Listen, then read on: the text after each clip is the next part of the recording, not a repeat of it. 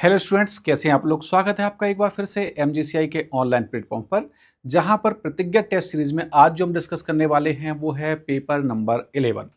आपके full length test चल रहे हैं, है ना। आइए डिस्कस करते हैं क्या क्या पूछा गया है इनमें। यह है हमारा पहला सवाल कि निम्नलिखित कथनों पर विचार कीजिए। पहला कथन दिया गया है, श्वसन का प्राथमिक नियमन मेडुला में स्थित केंद्रों के द्वारा होता है। ये बात सही है, क्योंकि मेडुला में ही श्वसन नियमन केंद्र पाया जाता है, यानी कि ये बात हमारी कैसी है, सही है। दूसरे में कहा गया है कि पोन्स में न्यूमोटैक्सिक केंद्र से संकेतों के कारण अंतः श्वसन की अवधि में क्या होती है, कमी, और इस तरीके से वो श्वसन दर को क्या कर देता है, बढ़ा देता है। एनसीईआरटी ने इस लाइन का भी जिक्र करा है, मतलब ये भी कैसा है, सही है। मतलब हमारा करेक्ट आंसर हो जाएगा ए, कि कथन 1 और कथन 2 दोनों ही कैसे हैं, सत्य हैं। नेक्स्ट में दिया गया है कि मनुष्य में वायु मार्ग का सही क्रम क्या है, कि नासिका है, नासिका से क्या सीधे स्वर यंत्र तक पहुंच जाते हैं, ये बात गलत है। ग्रसनी उसके पहले आती है, यानी कि एक ऐसा हो गया, गलत हो गया। बाह्य नासिका से नासा मार्ग, नासा मार्ग से हमारे पास क्या पहुंचेगी, ग्रसनी, ये भी सही है। ग्रसनी से क्या आ गया, स्वरयंत्र, स्वरयंत्र से क्या आ गया, श्वसनिका, ये भी सही है। श्वसनिका के बाद श्वसनी, जी नहीं, श्वसनी पहले आएगी, श्वसनिका बाद में आएगी, यानी कि ये बात भी कैसी हो गई, गलत हो गई। नासिका से कहां पहुंचे, ग्रसनी, ग्रसनी से कहां पहुंचे, स्वरयंत्र, सही है। स्वरयंत्र के बाद श्वसनिका, श्वसनिका के बाद क्या है, श्वास नली, जी नहीं, श्वास नली यहां नहीं आती, श्वास नली श्वसनिका के पहले आ जाती है, यानी कि ये बात भी कैसी है, गलत है। तो करेक्ट आंसर हमारा क्या हो जाएगा, डी हो जाएगा, जिसमें दिया गया है कि बाह्य नासिका से नासा मार्ग, नासा मार्ग से आंतरिक नासिका, ग्रसनी, ग्रसनी के बाद स्वरयंत्र, स्वरयंत्र के बाद श्वास नली, श्वसनी, श्वसनिका, और फाइनली जाके हमें मिल जाती है क्या, कूपिका। तो करेक्ट सीक्वेंस इसमें क्या है, डी है।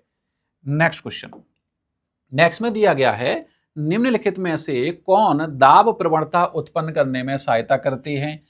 पहला है फेफड़े, तो ये नहीं करते हैं। एनसीईआरटी ने बाकायदा दिया गया है कि फेफड़े अपने आप में अपने आयतन को बदल नहीं सकते हैं, यानी कि फेफड़े नहीं हो सकता। पसलियां आप जानते हैं अस्थियों की बनी होती हैं, तो ये भी नहीं कर सकते, क्योंकि वहां पर गति कराने का जो काम है वो करती है पेशियां, और हमें पाया जाता है पेशी या डायफ्राम, यानी कि ये कर सकता है। आंतरिक अंतरापरसुक पेशी, इंटरनल इंटरकोस्टल मसल, तो हाँ जी ये कर सकती हैं, यानी कि ये भी हो गया। दूसरा है बाहरी अंतरापरसुक पेशियां, एक्सटर्नल इंटरकोस्टल मसल, क्या ये कर सकती है, हाँ जी ये भी कर सकती हैं। तो करेक्ट आंसर हमें इसमें क्या मिल रहा है, 3, 4, 5, जो दिया है किसमें, बी में। करेक्ट आंसर है इसमें बी। नेक्स्ट, कि श्वसन आयतन और क्षमता के बारे में सही और गलत को मिलान कीजिएगा। पहले में दिया गया है आईसी, आईसी का मतलब होता है इंस्पायरेटरी कैपेसिटी।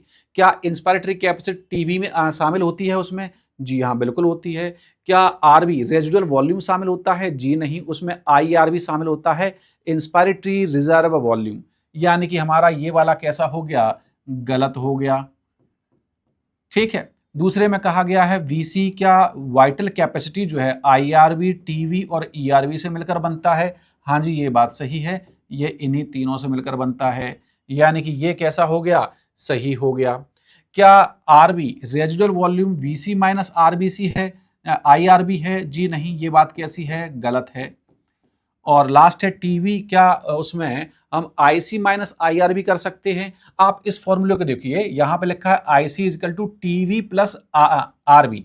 अगर हम इसे आईआरबी बोल दें, जैसा कि हमारा फॉर्मूला होता है IC is equal to TV plus IRB, ये हमारा होता है फॉर्मूला।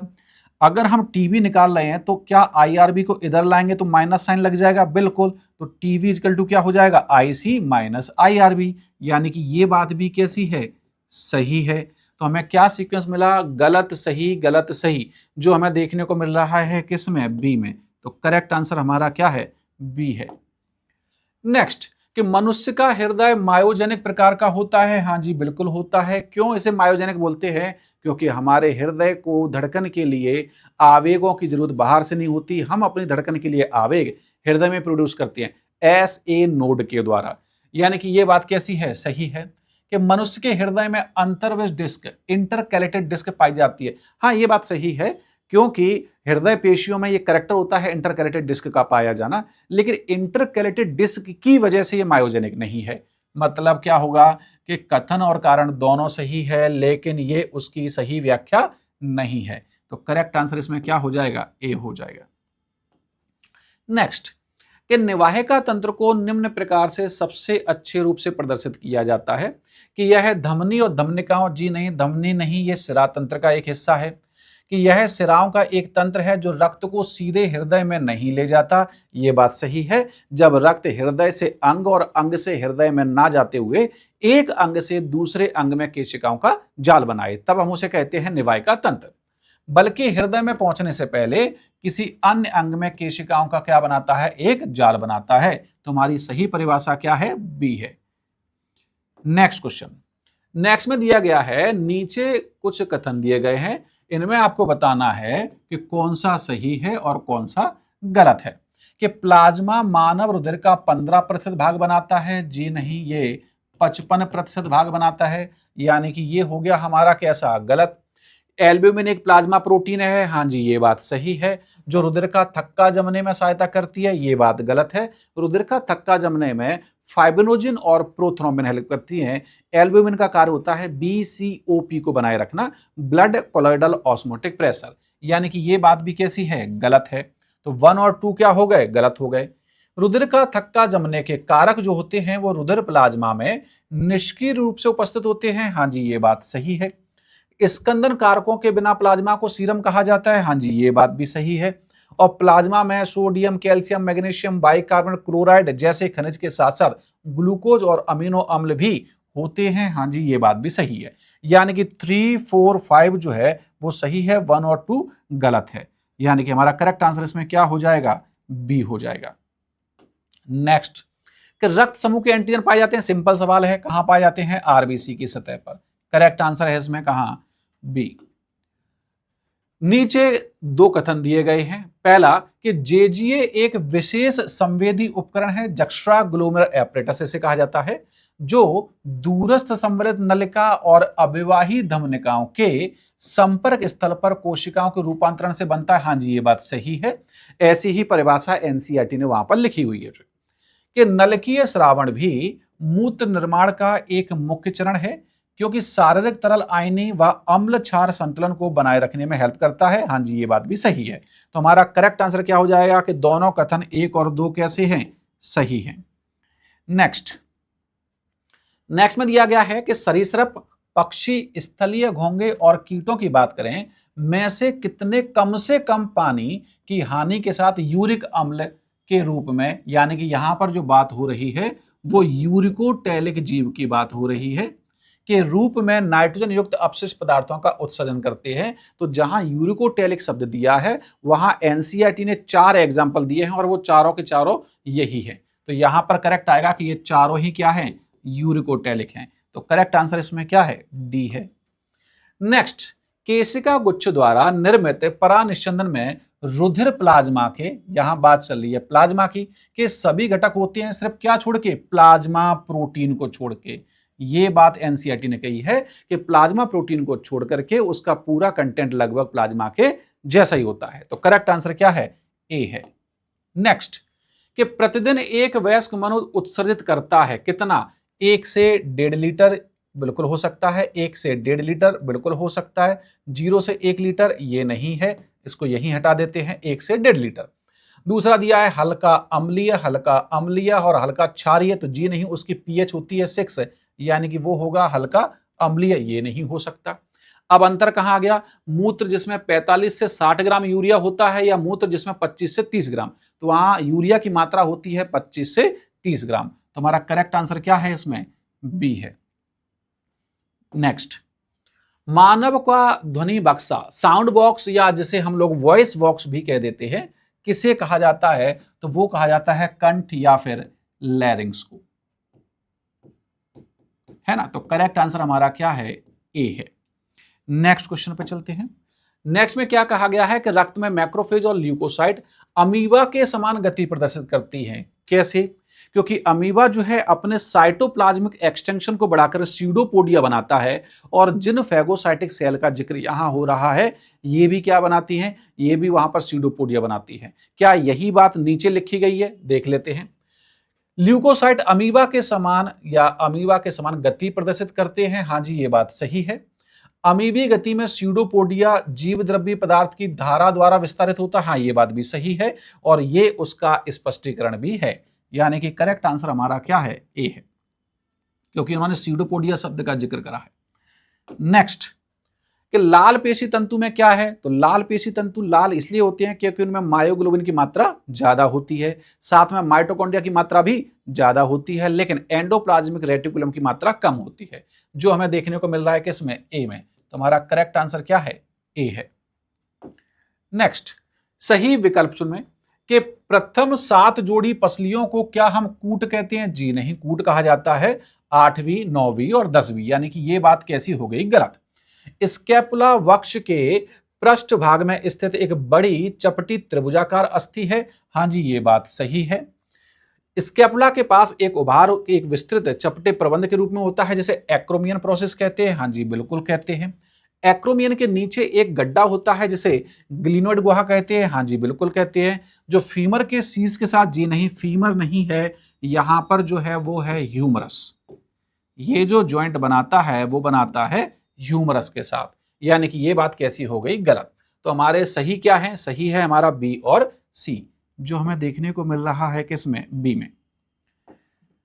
नेक्स्ट, अभिकथन और कारण कि विभिन्न परिस्थितियों में किसी व्यक्ति का भावनात्मक व्यवहार तंत्रिकीय नियंत्रण में होता है, आप जानते हैं वहां पर हाइपोथैलेमस ये इन चीजों को कंट्रोल करता है, यानी कि ये बात तो कैसी है, ठीक है, कि अगर मस्तिष्क के आधार पर स्थित थैलेमस, तो थैलेमस नहीं वो हाइपोथैलेमस है, यानी कि ये बात कैसी हो जाती है, गलत। तो हमारा सही आंसर आएगा कि यदि ए सत्य है परंतु आर कैसा है, असत्य है। करेक्ट आंसर है इसका सी। नेक्स्ट, एक डायग्राम दिया गया है और बोला गया है कि एक्स द्वारा प्रदर्शित की गई, तो ये रहा हमारा एक्स। एक्स जिसे दर्शा रहा है वो क्या है, हमारी थायराइड ग्लैंड है। संरचना के अतिस्रावण की बात चल रही है कि कारण उत्पन्न रोग है, तो अतिकायता जिसे उन्होंने कह दिया है क्या, जाइजेंटिज्म। अगर हम जाइजेंटिज्म की बात करें तो ये अग्रप्यूस की वजह से होती है, किसकी वजह से, अग्रप्यूस, यानी कि ये आंसर नहीं हो सकता। मधुमेह जो होती है वो अग्नाशय हार्मोन इंसुलिन की वजह से होती है, यानी कि ये भी नहीं हो सकता। उदक में जैसे हम डायबिटीज इंसिपिडस कहते हैं, ये जो होता है ये पश्चप्यूस की वजह से होता है, क्योंकि वहां से एडीएच कम निकलता है, यानी कि ये भी नहीं हो सकता। तो जो आंसर हमारा बच गया वो क्या है, डी, ग्रेव्स डिजीज जिसे कहा जाता है। नेक्स्ट, कि कायिक तंत्रिका तंत्र के संबंध में गलत कथन को चुनिए। हमारे काम की चीज है यहां पर ये गलत कथन, रॉन्ग स्टेटमेंट। किसके लिए पूछा गया है, कायिक के लिए। देखते हैं कि आवेगों को सीएनएस से कंकाली पेशियों तक लाया जाता है, हाँ जी ये बात कैसी है, सही है। माइलिन युक्त तंतु श्वान कोशिकाओं द्वारा घिरे होते हैं जो कि माइलिन आच्छादित बनाती है, हाँ जी ये बात सही है। इनमें माइलिन युक्त तंतु उपस्थित होते हैं, हाँ ये बात तो सही है ही है।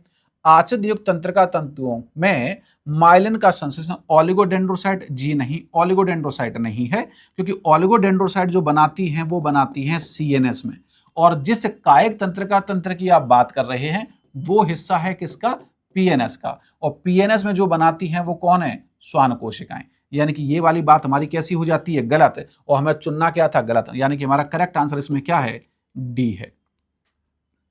नेक्स्ट क्वेश्चन, ध्रुवण, विध्रुवण, पुनः ध्रुवण और दहली विभव ये दिए गए हैं, सामने सूची 2 दी गई है। कि सोडियम आयनों का अंतःगमन, आप जानते हैं सोडियम आयन जो अंदर आते हैं वो विध्रुवण के दौरान आते हैं, यानी कि ये हो गया हमारा क्या, फर्स्ट। -60 मिलीवोल्ट, ये मिलीवोल्ट कहा -70 से -60 तक लाना जरूरी है, और -70 से -60 तक का जो चेंज आपने किया है, मिनिमम चेंज इतना चाहिए, ये है दहली विभव, यानी कि ये हो गया हमारा नंबर 2। सोडियम पोटेशियम पंप जो है वो खुले रहते हैं, वो खुले रहते हैं कब, ध्रुवण के दौरान, यानी कि ये हो गया हमारा क्या, 3rd। और पोटेशियम वोल्टेज गेटेड चैनल खुलता है, ये खुलता है कब, पुनः ध्रुवण के दौरान, यानी कि ये हो गया हमारा 4। सीक्वेंस मिला 3142, जो हमें देखने को मिल रहा है किसमें, ए में। करेक्ट आंसर है ए। नेक्स्ट क्वेश्चन पे चलते हैं। नेक्स्ट में दिया गया है पैराथायराइड हार्मोन से संबंधित विकल्पों की सूची देखिए कि यह रीनल ट्यूब्यूल द्वारा कैल्शियम के पुनः अवशोषण को बढ़ाता है या उसे प्रेरित करता है। तो पैराथायराइड हार्मोन जो होता है वो हाइपर कैल्सियमिक हार्मोन होता है जो रक्त में कैल्शियम के स्तर को बढ़ा देता है। तो अगर हम रीनल ट्यूब्यूल से कैल्शियम को ज्यादा से ज्यादा पुनः अवशोषित कर लेंगे तो क्या होगा, कैल्शियम का लेवल ब्लड में बढ़ जाएगा। यानी कि ये बात कैसी हो गई, सही हो गई। यह रुधिर में कैल्शियम के स्तर को कम करता है, जी नहीं, कम नहीं करता है, बढ़ाता है। कि पीटीएच एक हाइपर कैल्सियमिक हार्मोन है, हाँ जी ये बात सही है कि ये एक हाइपर कैल्सियमिक हार्मोन है। पीटीएच हार्मोन विखनिजन की प्रक्रिया को कम करता है, जी नहीं, उसे बढ़ाता है। यानी कि ये बात हो गई गलत। तो हमें क्या ढूंढना है, जो है हमें ढूंढना है जो है इसमें से सही कथन, जो हमें दिख रहे हैं क्या, 1 और 3। तो हमारा करेक्ट आंसर क्या है इसमें, सी है। नेक्स्ट क्वेश्चन पे चलते हैं। नेक्स्ट में यहां पर फिर से दिया गया है कि यहां पर एडीएच, एसीटीएच, एल्डोस्टेरोन, इंसुलिन और एड्रेनलिन की बात चल रही है। और अगर आप गौर से देखें तो ई को जो है वहां से 5 से मिलाया गया है सभी में, वाहिका संकोचक, यानी कि ये तो हो गया हमारा 5। उदक में जो होता है वो होता है एडीएच की कमी से, यानी कि ये हो गया हमारा क्या, 4। मधुमेह जो होता है वो होता है इंसुलिन की कमी से, यानी कि ये हो गया हमारा 3rd। अब बच गए ये दोनों एसीटीएच और एल्डोस्टेरोन। तो आप जानते हैं कि जो एल्डोस्टेरोन है वो क्या है, मिनरेलोकॉर्टिकॉइड है, यानी कि ये हो गया हमारा 2nd। और एसीटीएच जो है वो कहां से निकलता है, अग्रपीयूष से, यानी कि ये हो गया हमारा 1st। सीक्वेंस मिला 4 1 2 3 5, जो हमें देखने को मिला है 4 1 2 3 5। करेक्ट आंसर हमारा क्या है, सी है। नेक्स्ट पे चलते हैं कि पार्स डिस्टेलिस एवं पार्स इंटरमीडिया किसके भाग हैं। तो पार्स डिस्टेलिस और पार्स इंटरमीडिया जो है ये हमारे एडिनोहाइपोफाइसिस के भाग हैं। इन दोनों को मिलाकर ही क्या कहा जाता है, एडिनोहाइपोफाइसिस। तो करेक्ट आंसर है क्या, बी। क्रिटिनिज्म का कारण क्या है, तो क्रिटिनिज्म का कारण है थायराइड ग्रंथि का अल्पस्राव। ये है हमारा आंसर ए। नेक्स्ट, यहां पर ये जो डायग्राम दिया गया है, ये डायग्राम दिया गया है टीनोफोरा के मेंबर का, टीनोफोरा, ठीक है। अब पूछा क्या गया है कि नीचे एक अकशेरुकी का चित्र दिया गया है, इसे पहचाने और इसके संबंध में हमें चुनना है क्या, गलत विकल्प। हमें चुनना है ये रॉन्ग। कि लिंग पृथक होते हैं तथा निषेचन आंतरिक होता है, जी नहीं, निषेचन आंतरिक नहीं है, निषेचन कैसा है, बाह्य है। यानी कि ये बात कैसी हो गई, गलत। प्रजनन लैंगिक माध्यम से होता है, हाँ, इनमें केवल लैंगिक प्रजनन पाया जाता है, ये सही है। सामान्यतः समुद्री अखरोट के रूप में जाने जाते हैं, हाँ जी ये बात भी सही है। विशेष रूप से समुद्री होते हैं, बिल्कुल होते हैं। बाह्य कोश की और अंतः कोश की दोनों प्रकार का पाचन होता है, हाँ जी ये बात भी सही है। तो हमें गलत क्या मिला, ए। तो हमारा करेक्ट आंसर इसमें क्या है, ए है। नेक्स्ट, के अभिकथन और कारण दिए गए हैं कि उपसंग वर्टिब्रेटा के सदस्यों में भ्रूणीय काल के दौरान पृष्ठरज्जु होती है, हाँ जी बिल्कुल होती है। कि पृष्ठरज्जु को उपास्थि या अस्थि युक्त कशेरुक दंड द्वारा प्रतिस्थापित किया जाता है, ये उसके बाद की बात है। कि हाँ, पहले किसी ना किसी फेज में वहां पर नोटोकॉर्ड होनी चाहिए, भले ही बाद में जाकर के वो क्या हो, अस्थि या उपास्थि में बदल चुकी हो। मतलब दोनों सही है, लेकिन ये उसका स्पष्टीकरण नहीं है। तो करेक्ट आंसर हमारा क्या हो जाएगा, बी हो जाएगा। नेक्स्ट, यहां पर कुछ सदस्य दिए गए हैं और यहां पर उनके उत्सर्जित पदार्थ दिए गए हैं। मैल्पिगियन ट्यूब्यूल्स आप जानते हैं कीटों में पाया जाता है, यानी कि ये हो गया 1st। नेफ्रिडिया जो है वो एनलिडा में पाया जाता है, यानी कि ये हो गया हमारा 2nd। हर्त ग्रंथि जो है वो किस में पाई जाती है, झींगा में, यानी कि ये हो गया 3rd। और प्रोटोनेफ्रिया किस में पाया जाएगा, प्लेनेरिया में, यानी कि ये हो गया हमारा 4। सीक्वेंस बना 4 1 2 3, यानी कि करेक्ट आंसर हमारा क्या है, सी है। नेक्स्ट, कि रज्जुकियों के संदर्भ में गलत कथन का चयन करो। कि मध्य बिल्कुल है, अधरी है बिल्कुल है, ठोस है ठोस नहीं है, वहां पर कैसा है, खोखला है। खोखला दोहरी तंत्र का रज्जु। तो रज्जुकियों में जो नर्व कॉर्ड पाई जाती है वो कैसी होती है, खोखली, यानी कि ये बात कैसी हो गई, गलत हो गई। खुले परसेंजर तंत्र की उपस्थिति, जी नहीं, उनमें खुला नहीं है, उनमें बंद पाया जाता है। अधरीय हृदय की उपस्थिति, हाँ जी, ये बात सही है कि इनमें वेंट्रल सतह पर क्या पाया जाता है, हृदय। और युग्मित ग्रसनी क्लोम दरारों की उपस्थिति, ये बात भी सही है। और हमें यहां पर चुनना क्या था, गलत कथन। तो हमारे गलत कौन से निकले, ए और बी, जो हमें देखने को मिल रहा है किसमें, ए और बी, और साथ में इसके क्या है, ई, कि त्रिस्तरीय, हाँ त्रिस्तरीय तो है लेकिन अगुही नहीं है बल्कि ये गुही है, यानी कि ये भी गलत है। तो करेक्ट आंसर हो जाएगा ए, बी और ई। करेक्ट आंसर है इसमें सी।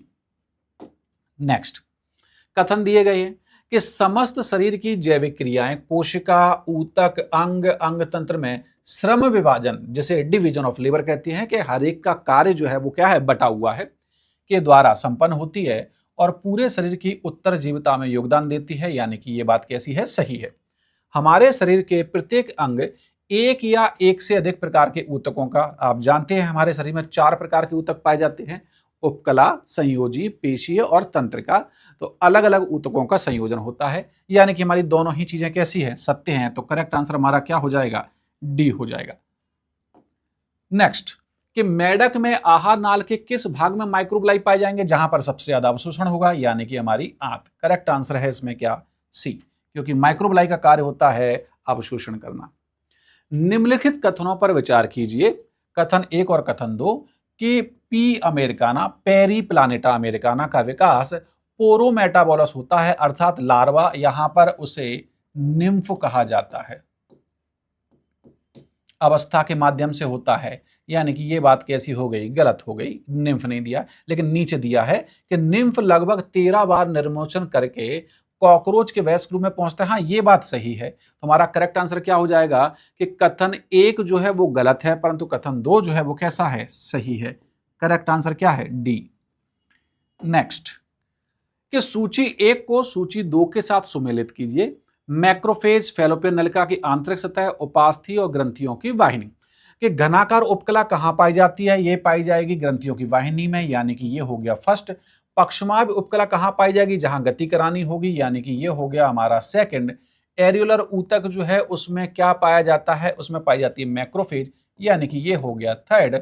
और विशिष्ट संयोजी ऊतक कौन है, उपास्थि, यानी कि ये हो गया फोर्थ। सीक्वेंस बना 3 2 4 1, जो हमें देखने को मिल रहा है 3 2 4 1 डी में। तो हमारा करेक्ट आंसर इसमें क्या है, डी है। नेक्स्ट प्राथमिक लैंगिक अंग पुरुषों में, ये पुरुषों की बात करें तो यहां पे कौन है, प्राथमिक लैंगिक अंग पुरुषों में जो होता है वो होता है वृषण। तो यहां पे आ जाएगा क्या, वृषण। और महिलाओं में कौन होता है, महिलाओं में होता है अंडाशय। अंडाशय के माध्यम से फिर यहाँ पे क्रिया, तो क्रिया का नाम है क्या, युग्मक जनन। तो हमें करेक्ट आंसर क्या देखने को मिल रहा है, सी। यहाँ पर आप देख पा रहे हैं 3 ब्लैंक है, यहाँ पर जुड़े हुए नहीं है, ये अलग अलग है। कि प्राथमिक लैंगिक पुरुषों में वृषण और महिलाओं में अंडाशय युग्मक जनन के माध्यम से युग्मक उत्पन्न करते हैं। तो करेक्ट आंसर है इसमें क्या, सी। नेक्स्ट अंडाशय का पीठिका भाग स्ट्रोमा एक पतली उपकला के द्वारा आवृत होता है। हाँ जी, ये बात सही है, डायग्राम आपकी एनसीईआरटी में दिया गया है। अंडाशय पुटिका एक परदीय मध्यांश, जी नहीं, मध्यांश उसका केंद्रीय भाग होता है। परदीय भाग जो होता है वो होता है वलकुट या कॉर्टेक्स, और एक आंतरिक वलकुट। तो यहाँ पे उल्टा लिख दिया है, यानी कि ये बात कैसी है, गलत है। तो हमारा आंसर हो जाएगा कि कथन 1 सत्य है, लेकिन कथन 2 जो है वो कैसा है, असत्य है। करेक्ट आंसर है क्या, डी। नेक्स्ट कि निम्नलिखित कथनों को पढ़िए तथा मादा प्रजनन तंत्र से संबंधित सही कथन को चयनित कीजिए। कि गैर प्राइमेट स्तनधारी मादाओं में आर्तव चक्र पाया जाता है, ये बात गलत है। जो मेस्ट्रुअल साइकिल है वो सिर्फ प्राइमेट्स में होता है, गैर प्राइमेट्स में नहीं है, यानी कि ये बात कैसी हो गई, गलत हो गई। ठीक है। दूसरे में कहा गया है कि यौवन आरंभ पर प्रथम आर्तव चक्र के प्रारंभ होने को रजोनिवृत्ति, जी नहीं, उसे रजो दर्शन कहा जाता है, मीनार्क कंडीशन कहा जाता है, यानी कि ये बात भी कैसी हो गई, गलत हो गई।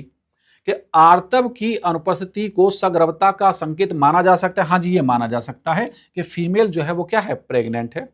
मादा प्राइमेट में आर्तव की चक्रीय पुनरावृत्ति कहां से, रजो दर्शन से रजो निवृत्ति के मध्य होती। हाँ, ये बात सही है। और हमें यहाँ पे ढूंढना क्या था, सही कथन को चयनित कीजिए। तो हमारे काम की चीज थी यहाँ पर ये, और हमारे सही कथन कौन सी हैं, सी और डी। जो हमें देखने को मिल रहे हैं किसमें, सी में। तो करेक्ट आंसर हमारा क्या है, सी है। नेक्स्ट कथन दिए गए हैं कि यद्यपि गर्भनिरोधक काफी सहायक सिद्ध होते हैं, हाँ जी ये बात सही है, फिर भी प्रजनन स्वास्थ्य बनाए रखने के लिए ये हमारी नियमित आवश्यकता नहीं होनी चाहिए, हाँ जी ये बात सही है, ये हमारी नियमित आवश्यकता नहीं होनी चाहिए जो है। नेक्स्ट है हमारे पास, गोलियां आरोपण को बाधित कर सकती हैं, बिल्कुल करती हैं, और शुक्राणुओं के प्रवेश को धीमा करती हैं, बिल्कुल करती हैं, यानी कि ये बात कैसी है, सही है। संभोग के 4 दिनों के भीतर, 4 नहीं है, एनसीईआरटी ने 72 घंटे या हम यूं कहें 3 दिनों के भीतर, है ना, मतलब ये बात कैसी हो जाती है, गलत। आईयूडी का प्रयोग अवांछित गर्भधारण को रोकने में प्रभावी पाया गया। आईयूडी उन महिलाओं के लिए आदर्श गर्भनिरोधक हैं जो अपने बच्चों के बीच में क्या चाहती हैं, अंतराल चाहती हैं, यानी कि ये बात भी कैसी है, सही है। तो करेक्ट आंसर क्या मिला, 1, 2, 4, यानी कि हमारा आंसर है इसमें बी। नेक्स्ट क्वेश्चन, क्लेमाइडियासिस और ट्राइकोमोनियासिस के बीच क्या समानता है, दोनों का उपचार संभव है, बिल्कुल संभव है। कि एनसीईआरटी ने 3 एग्जाम्पल दिए हैं और तीनों के तीनों एग्जाम्पल वायरल इन्फेक्शन के हैं, हेपेटाइटिस, एचआईवी और हर्पीज। दोनों आरटीआई है, हाँ जी, दोनों रिप्रोडक्टिव ट्रैक्ट इन्फेक्शन है, हाँ जी है, दोनों एसटीआई है, सेक्सुअली ट्रांसमिटेड इन्फेक्शन है, हाँ जी बिल्कुल है, दोनों का उपचार संभव नहीं है, जी हाँ उनका उपचार संभव है, मतलब ये बात हो जाती है गलत। तो हमारा जो मैं ढूंढना था क्या है सही, तो ए, बी और सी जो है वो कैसे हैं, सही है, यानी कि हमारा करेक्ट आंसर क्या है, ए है। नेक्स्ट, शुक्रवाहक उच्छेदन, अंतरित मैथुन, गर्भाशय ग्रीवा, टोपी और सहेली। खाई जाने वाली विधि ये हो गई हमारी क्या, सहेली। रोध विधि कौन सी है, टोपी, यानी कि ये हो गया हमारा सेकंड। शल्य क्रिया विधि ये हो गया हमारा थर्ड, और प्राकृतिक विधि ये हो गया अंतरित मैथुन, यानी कि ये हो गया 4। सीक्वेंस बना 3, 4, 2, 1, जो हमें देखने को मिल रहा है किसमें, डी में। तो हमारा करेक्ट आंसर क्या है, डी है। नेक्स्ट, एक व्यक्ति जो डाई एसिटाइल मॉर्फिन, जिसे हम लोग आम भाषा में हेरोइन कहते हैं, कि दैनिक खुराक लेता है, उसे एक पुनर्वास केंद्र में रखा गया है। खुराक कम करने और रसायन का अचानक सेवन बंद करने पर वह निम्नलिखित सभी लक्षण देता है सिवाय एक के। हमें ढूंढना है अपवाद। कि लगातार हाथ और पैरों का कांपना, हाँ जी बिल्कुल है। चिंता और घबराहट के दौरे, हाँ जी ये भी बिल्कुल है। शर्करा के स्तर में वृद्धि, नहीं ये बिल्कुल नहीं है। अत्यधिक पसीना आना, जी हाँ बिल्कुल है। तो हमें ढूंढना था एक अपवाद, और वो एक अपवाद कहाँ है, सी में है। तो हमारा करेक्ट आंसर क्या है, सी।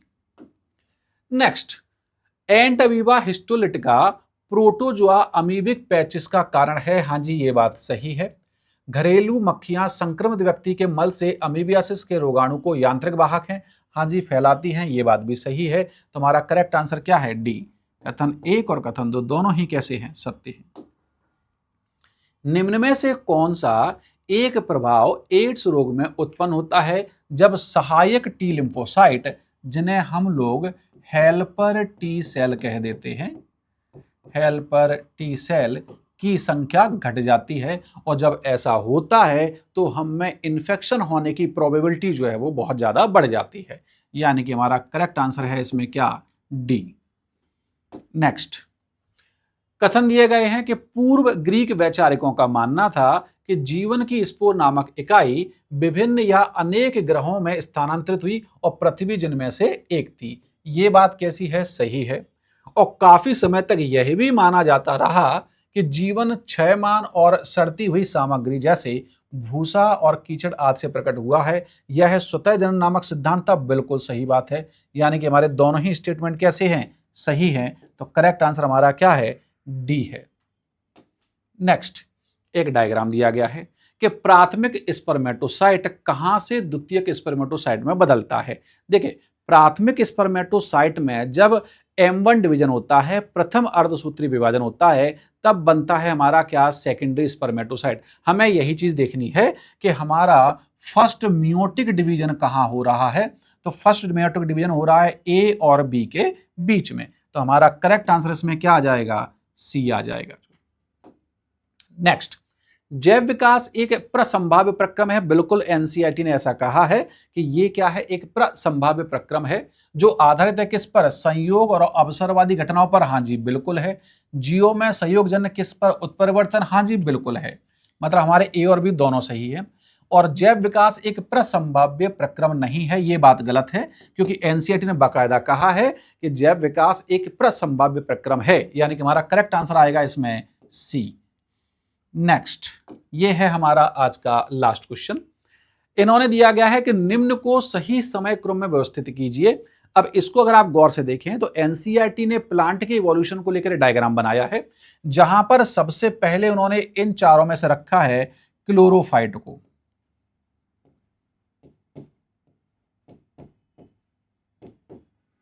क्लोरोफाइट के ऊपर उन्होंने जो एरो बनाया है वो है इनका ट्रेकियोफाइट, यानी कि पहले जो हमारे पास चीज आ रही है वो क्या है, सी है। फिर जो हमारे पास आ रहा है वो क्या है, ए है। और उसके बाद क्या है, राइना है। और लास्ट में ये जो दिया गया है वो दिया गया है बी में। और उसके बाद जो है वो क्या है, साइलोफाइटोन है, यानी कि ये हो गया हमारा डी। तो सीक्वेंस हमारा बिना सी ए बी डी जो हमें देख रहा है किसमें, सी ए बी डी, यानी कि हमारा करेक्ट आंसर इसमें क्या है, बी है ना। ये था हमारा आज का एक्सप्लेनेशन। नेक्स्ट लेक्चर में हम अगले पेपर के साथ हाजिर होंगे। Thank you very much. Thanks a lot.